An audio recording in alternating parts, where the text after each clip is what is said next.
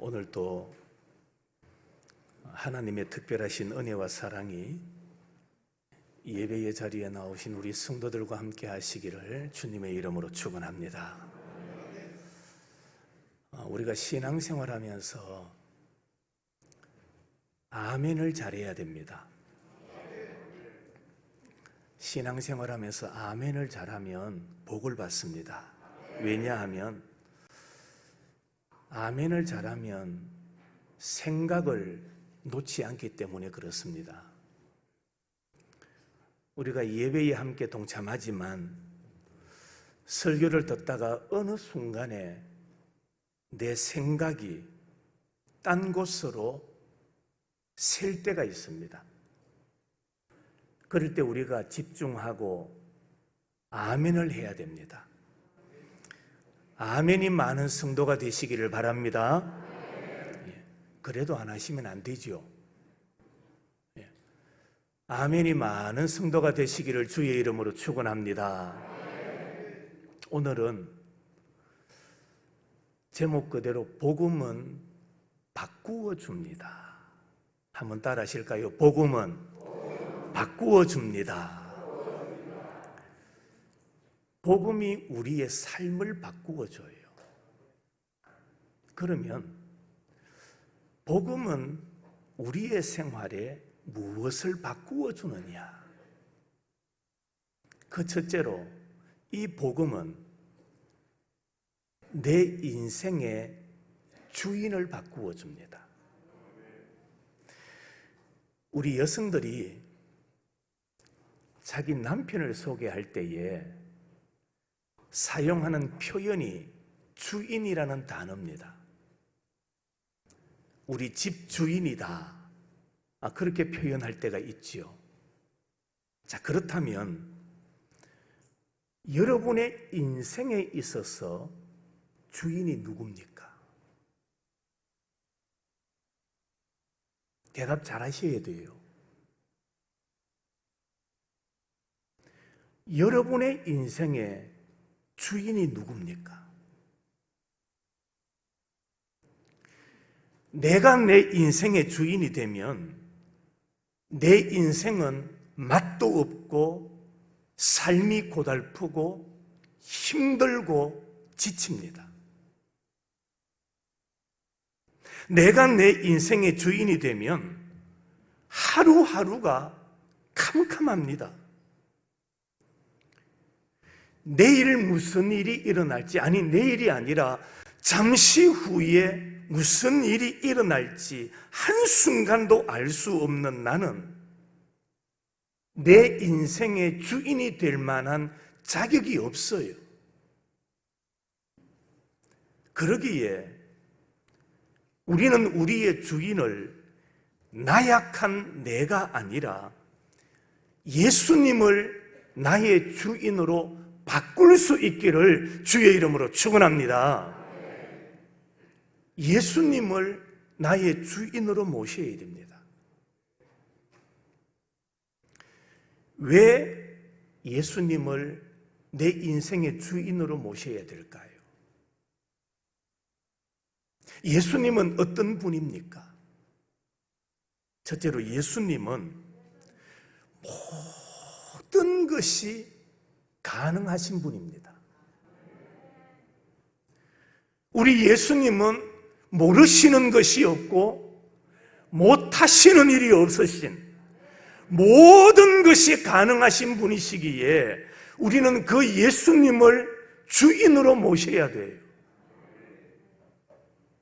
죽은 자도 살리시고 앉은 뱅이도 일으키시고 손 마른 자의 손도 고쳐주시고 눈을 보지 못하는 자를 떠서 보게 하시는 하나님, 우리 예수님께 불가능이 뭐가 있겠습니까? 예수님은 모든 것을 가능하게 하시는 분이시기 때문에 우리는 그분을 내 인생의 주인으로 모셔야 됩니다. 또한 예수님은 나를 창조하신 분이십니다. 나만 창조하신 것이 아니라 모든 자연 세계를 만드신 분, 창조하신 분, 말씀으로 존재케 하신 분이 우리 예수님이십니다. 뿐만 아니라 예수님은 우리에게 영생을 주시는 분이에요. 영원한 생명. 여러분, 예수님은 나를 너무나 잘 아시는 분이에요. 나의 부족함, 나의 약함, 나의 모자람, 나의 일거수일투족을 다 보고 알고 계시는 주님이시기에 그분을 우리의 주인으로 모셔야 되는 겁니다. 신약 성경에 사도 바울을 한번 보세요.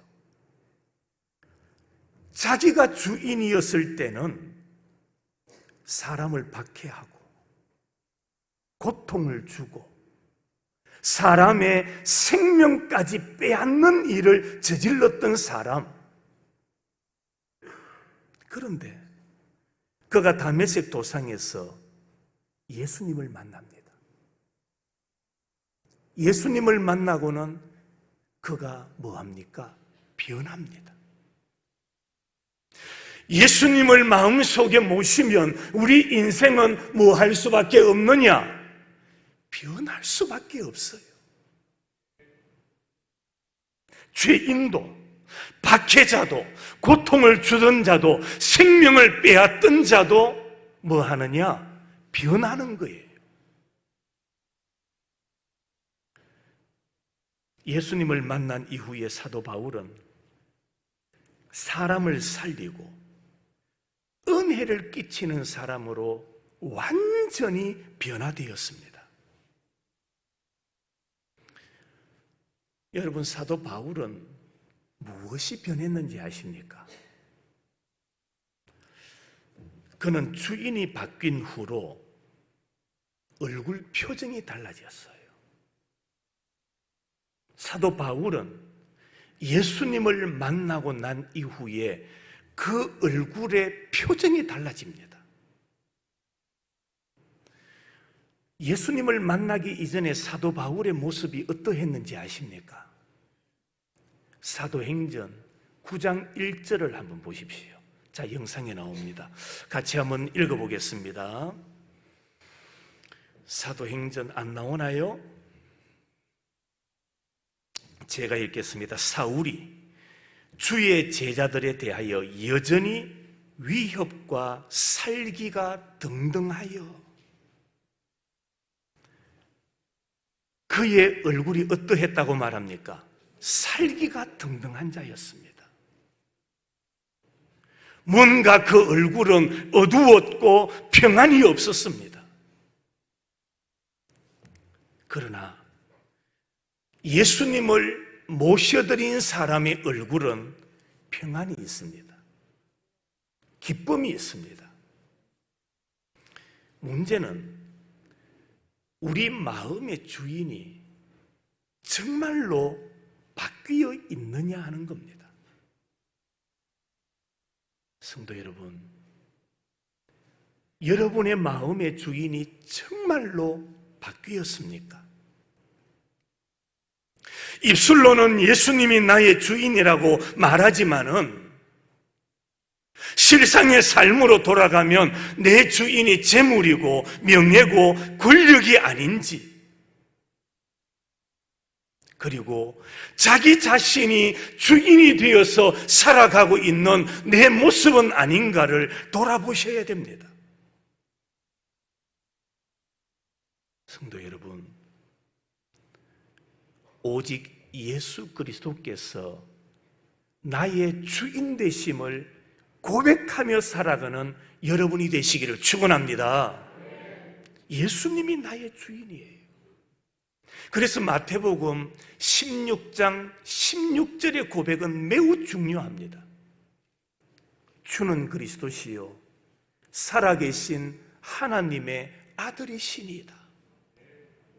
같이 한번 하실까요? 주는 그리스도시요 살아계신 하나님의 아들이십니다. 이것이 단순히 따라하는 것으로 끝나는 것이 아니라 여러분의 중심에서 우러나오는 진실된 신앙 고백이 되기를 주의 이름으로 축원합니다. 예수 그리스도를 구주로 고백하며 사는 삶, 예수님이 나의 주인이십니다. 그 사람은 바로 복음을 영접한, 복음을 받아들인 사람의 모습이라는 겁니다. 자, 두 번째로, 복음은 우리의 신분을 바꾸어 줍니다. 예수를 믿으면 우리의 신분이 달라져요. 복음이 내 속에 들어오면 내 신분이 달라지니 곧 내 소속이 변하는 겁니다. 과거 우리는 사단의 종노릇을 하던 자들이었습니다. 에베소서 2장 2절부터 이런 말씀이 기록되어 있습니다. 그때의 너희는 그 가운데서 행하여 이 세상 풍조를 따르고 공중의 권세 잡은 자를 따랐으니 곧 지금 불순종의 아들들 가운데서 역사하는 영이라. 전에는 우리도 다 그 가운데서 우리 육체의 욕심을 따라 지내며 육체와 마음에 원하는 것을 하여 다른 이들과 같이 본질상 진노의 자녀이었더니 긍휼이 풍성하신 하나님이 우리를 사랑하신 그 큰 사랑을 인하여 허물로 죽은 우리를 그리스도와 함께 살리셨고 너희는 은혜로 구원을 받은 것이라. 또 함께 일으키사 그리스도 예수 안에서 함께 하늘에 앉히시니. 할렐루야. 자, 여러분 보세요. 이제 우리의 소속이 달라졌어요. 우리의 소속이 변했어요. 우리는 어디에 속한 자가 되었느냐? 하늘에 속한 자가 되었다라고 말씀합니다. 복음을 내가 받아들이고 복음을 내 안에 영접하니 내 소속이 바뀌었고 나의 신분이 변화되었다라는 말씀입니다. 예수님을 믿기 이전에는 사탄의 종으로서 본질상 누구의 자녀였다고요? 진노의 자녀였다, 그렇게 말씀합니다. 그런데 복음으로 말미암아 어떻게 달라졌느냐? 어떻게 변화되었느냐? 긍휼이 풍성하신 하나님의 은혜로 하늘에 소속된 하나님의 자녀가 되었다라고 말씀하고 있습니다. 베드로전서 2장 9절 말씀도 한번 보겠습니다. 그러나 너희는 택하신 족속이요 왕같은 제사장들이요 거룩한 나라요 그의 소유가 된 백성이니 이는 너희를 어두운 데서 불러내어 그의 기이한 빛에 들어가게 하신 이의 아름다운 덕을 선포하게 하려 하심이라. 성도 여러분, 오늘 여러분의 마음속에 분명하게 새기고 여러분 마음에 기록해야 될 말씀은 나는 신분과 소속이 바뀐 자라는 것을 믿으시기를 축원합니다. 우리의 신분은 바뀌었어요. 우리의 소속은 달라졌어요.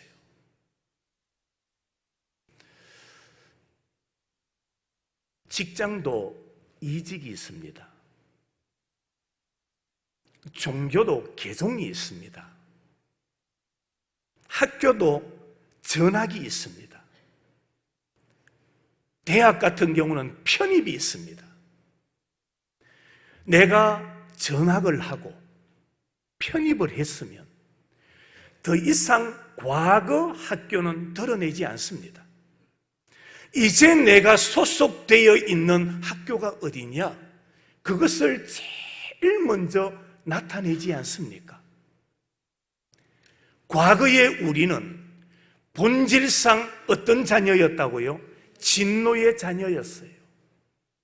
그러나 이제는 하나님의 나라 소속, 하나님의 백성, 하나님의 자녀의 신분으로 변화되었다라는 말씀입니다. 그래서 우리는 하루하루를 살아갈 때에 나는 어디에 소속되어 있는 자인가를 잊지 말고 살아야 돼요. 여전히 이전에 본질상 진노의 자녀의 모습을 드러내면서 살면은 안 된다라는 겁니다. 왜? 소속이 바뀌었거든요. 변했거든요. 그러므로 우리는 하나님의 자녀된 그리스도의 향기를 드러내면서 사는 자가 되어야 합니다. 성도 여러분, 우리는 하나님의 자녀가 되었으니 오직 하나님만을 섬기며 먼저 그의 나라와 그의 의를 위하여 살아가는 여러분들이 되시기를 축원합니다. 세 번째로, 복음으로 말미암아 우리에게는 어떤 변화가 일어났느냐? 첫째로는 주인이 바뀌었어요. 두 번째로는 소속이 달라졌어요.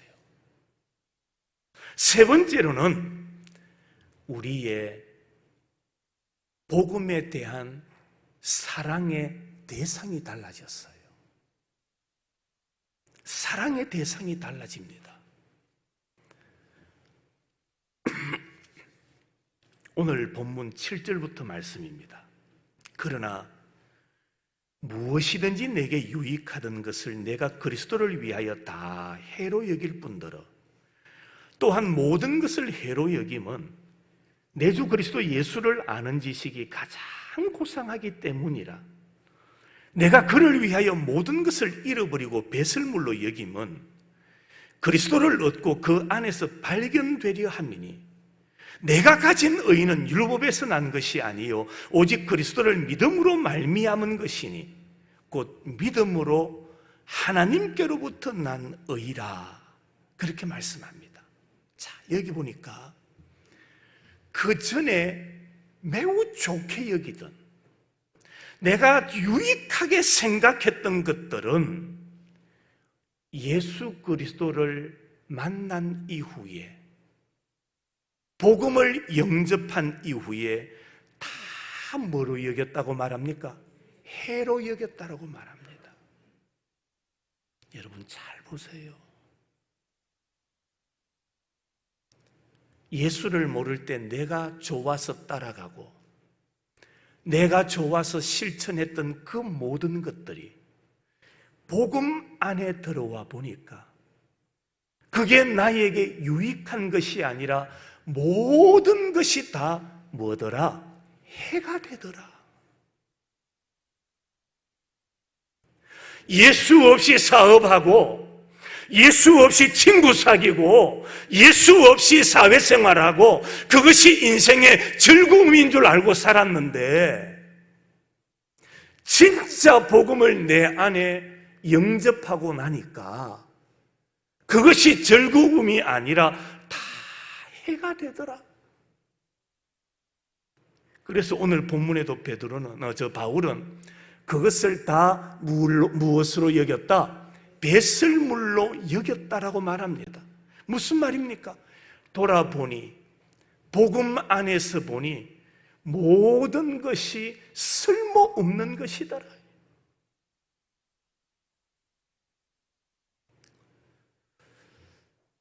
우리는 이 말씀을 읽고 들으면서도 아직 우리의 삶은 이 단계까지 못 간 것 같아요. 이 말씀을 듣고 배우면서도 여전히 세상이 좋고 여전히 세상이 즐겁고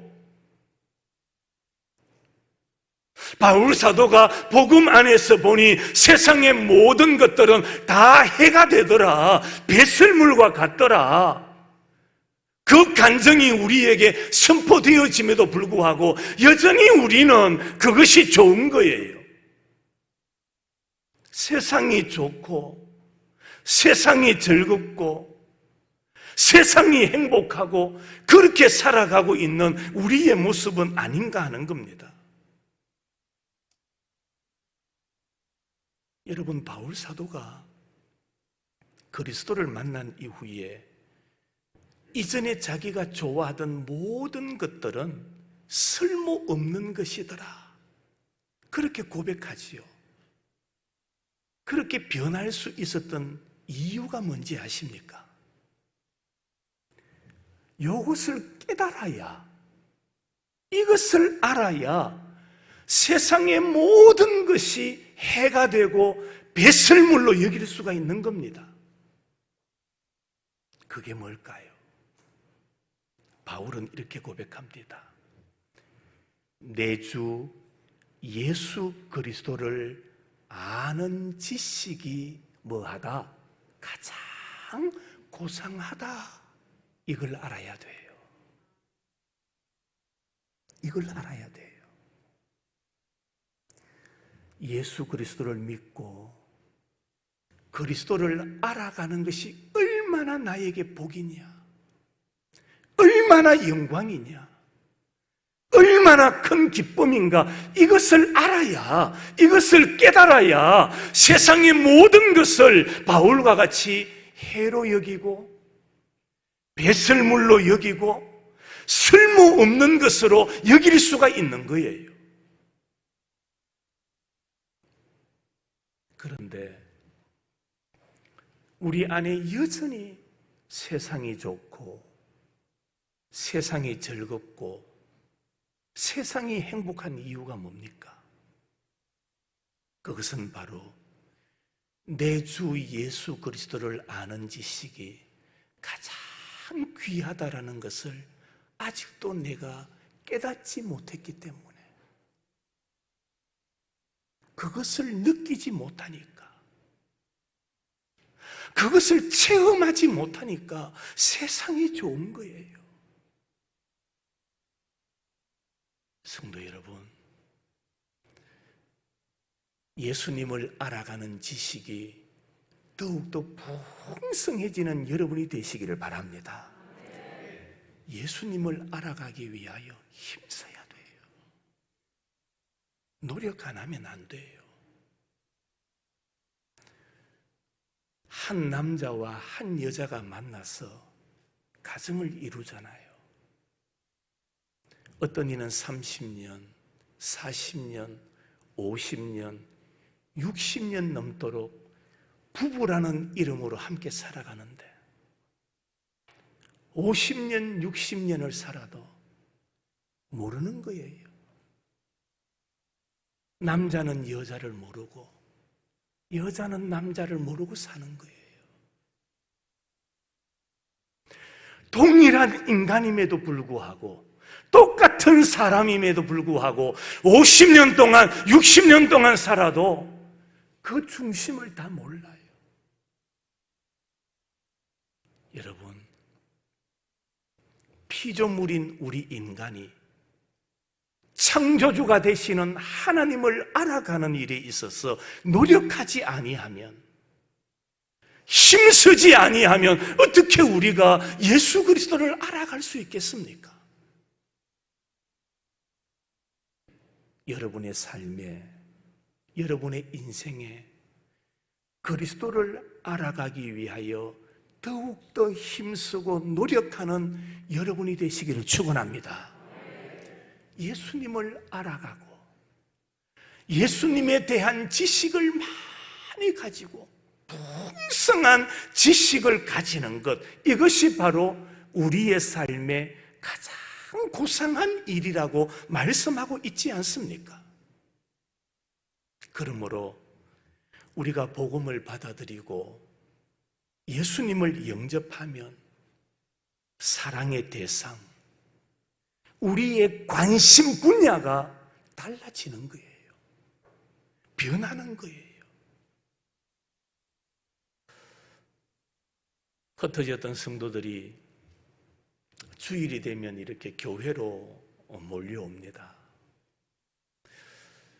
여러분은 교회에 오실 때 무슨 마음으로 오십니까? 어떤 생각으로 교회에 오시나요?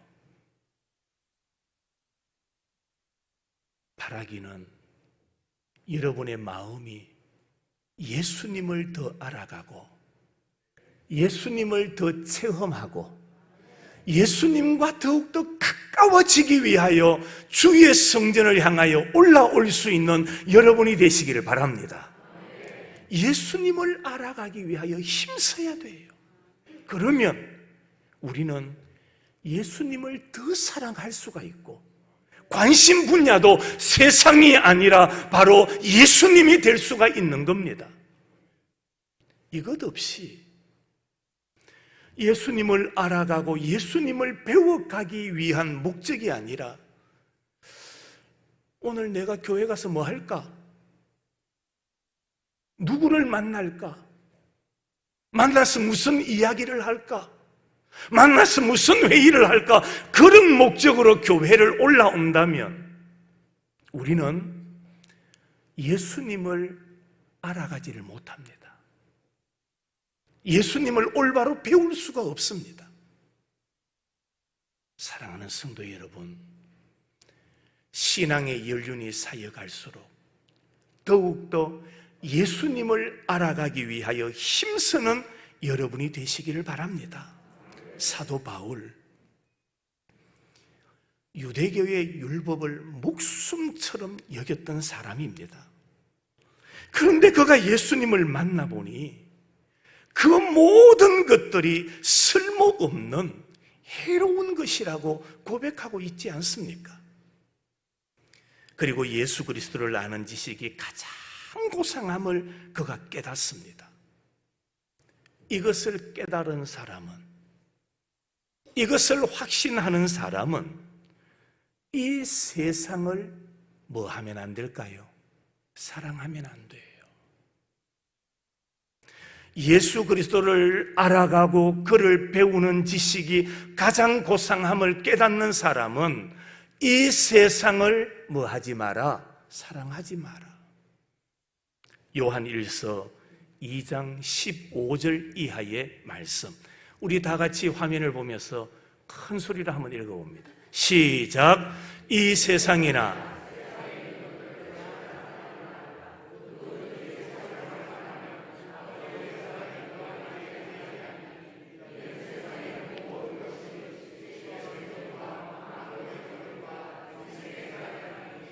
다 아버지께로부터 온 것이 아니요 세상으로부터 온 것이라. 이 세상도 그 정욕도 지나가되 오직 하나님의 뜻을 행하는 자는 영원히 거하느니라. 아멘. 자, 여기 보니까 화면을 그대로 두세요. 이 세상이나 세상에 있는 것들을 사랑하지 마라. 누구든지 세상을 뭐하면, 사랑하면 무엇이? 아버지의 사랑이 그 안에 없다. 여러분 명심하셔야 돼요. 우리가 하나님을 알아가는데 힘써야 되는 이유가 바로 여기에 있습니다. 세상을 사랑하면, 세상이 좋으면, 세상을 알아가기 위하여 노력하면 아버지의 사랑이 어디에 없다? 내 안에 없어요.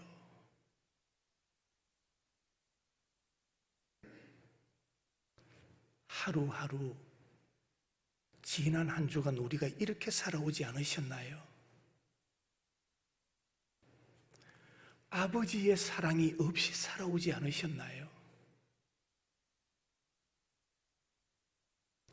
세상 것을 따라가고 세상 것이 좋고 세상에 먹고 사는 것 때문에 발부둥치다가 이곳에 왔다면 지난 한 주간 동안 우리는 아버지의 사랑이 없는 그 삶을 살았다라고 성경이 말씀하고 있잖아요.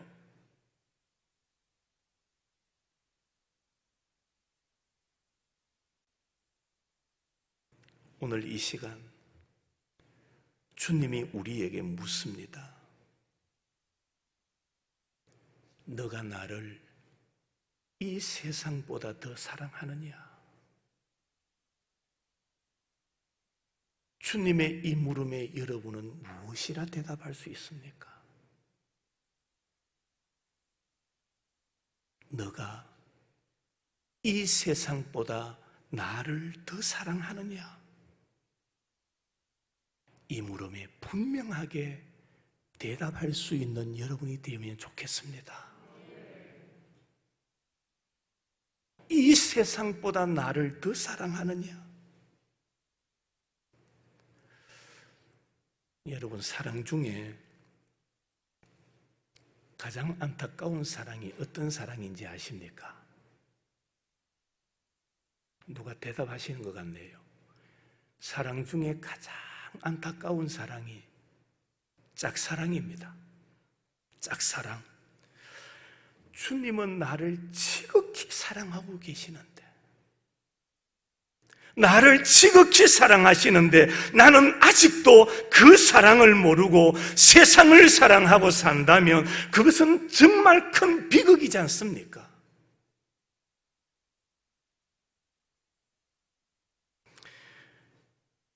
참 복음을 깨달아서 성도 여러분, 주님만을 사랑하며 살아가는 여러분이 되면 좋겠습니다. 주님만 사랑하며 복음을 내 안에 모시고 영접해서 오직 주님만을 사랑하며 살아가는 삶. 저는 이 말씀을 보면서 주님만을 사랑하며 사는 삶을 살다가 주님 앞에 가면 주님이 뭐라 하실까? 그걸 제가 한번 생각해 봤어요. 주님을 지극히 사랑하며 살다가 주님 앞에 가면 주님이 뭐라 하실까? 제가 내린 결론은 간단해요. 예수님께서 이렇게 팔을 벌려서 나를 품어주실 거예요. 그게 답이에요. 너가 나를 지극히 사랑해 줬으니 나도 너를 사랑해 줄게. 그러면서 우리를 푹 품어주실 것 같아요. 성도 여러분, 새로운 한 주간을 시작합니다. 어떻게 살아야 될까요? 주님을 지극히 사랑하며 그 사랑을 고백하며 살아가는 여러분이 되시기를 축원합니다. 사도 바울, 그는 복음으로 완전히 변화된 삶을 살았어요. 우리들도 복음으로, 말씀으로 변화된 삶. 그래서 주님을 더 깊이 알아가고 주님을 더 사랑하고 주님의 그 사랑 안에서 이번 한 주간도 승리하며 살아가는 우리 의성의 가족들이 되시기를 주님의 이름으로 축원합니다.